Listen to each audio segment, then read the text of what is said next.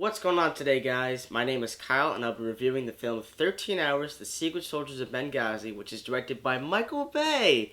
Yay, Michael Bay, right? We're always excited when he makes a new movie. This film is based on real events that happened 4 years ago in Benghazi, in which an American compound was invaded by terrorists, and there are these soldiers that come in and try to make sense of what's going on. Now, these soldiers don't really have any orders. They're not really sure what's going on or why this is happening. They just have to go in there, lay down suppressing fire, and protect anyone else in that compound. Listen up!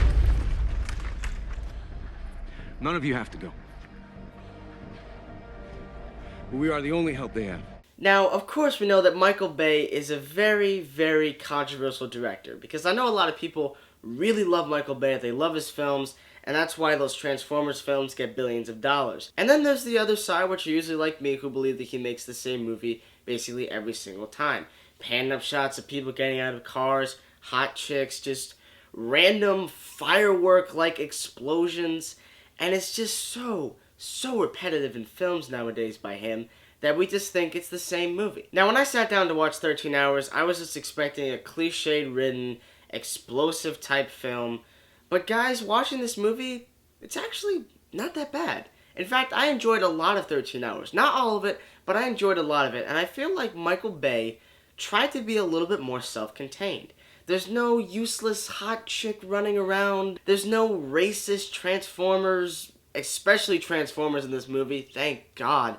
This is a boots-on-the-ground combat film. Now, guys, I'm just going to state this right off the bat, that Act 2 was, I think, the best act of the entire film, because there is a 3-act structure to this film, and I'm not going to spoil everything that happens if you haven't seen the film, but the second act of this movie is just relentless, action-packed violence. Now, what I think Michael Bay did perfectly in this film, and what I think the film accomplished, was it honored those soldiers. Those men did any and everything they could in order to protect those citizens. Now, when I talk about the issues of this film, I want you guys to keep in mind that this is of the actual film, the actual movie, not the real-life stuff surrounding it. I'm critiquing the actual film. The first act of this movie is ungodly slow.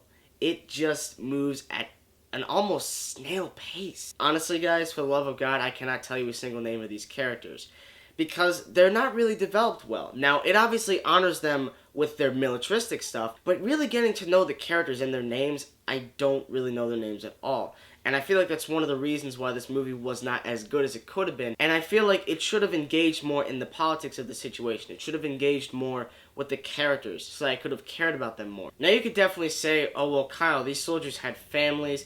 But I'm talking about the actual soldiers themselves, not the family life, not what they're leaving behind. The actual soldiers and their names, I felt like were lacking. Now, obviously, when these men are in battle, it is tough, tense, and just brutal. And I did care about them through the battle sequences. If you are unsure about anything, and I mean any little detail about what's going on, you're going to be confused throughout the entirety of the film.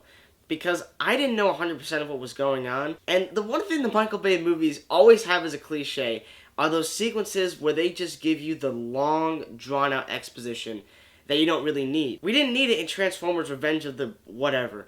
We needed it in this movie, and they didn't give it to us, which was unfortunate, because if you don't know exactly, and I mean exactly what happened that night, you're going to be confused, because they never bother explaining it to you. And then there's the third act, which I felt like was the point where I said, okay, this movie is way too long. I heard that the rough cut of this film was supposed to be nearly 4 hours long. But in all honesty, guys, as I stated, I'm talking about the film, okay? Not just the real-life events. I'm talking about the actual movie.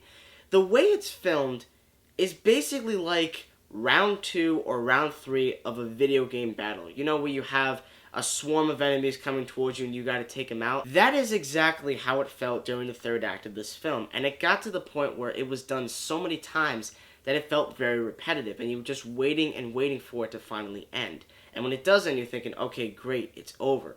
And I hate that kind of feeling in movies. But really, guys, aside from the brief pacing issues and the fact that I feel like it was a bit overlong, I do feel like if you want to go check out this film, that you absolutely should, because Michael Bay did a good job directing, and you're not going to hear me say that a lot of times in terms of Michael Bay's directing style. But I do think he did a good job for the most part here, because the shots really do feel grounded and feel very gritty. Guys, 13 Hours, in my opinion, is the best movie Michael Bay has directed since the first Transformers, and just like that film, I'm going to give 13 Hours, The Secret Soldiers of Benghazi, a solid B.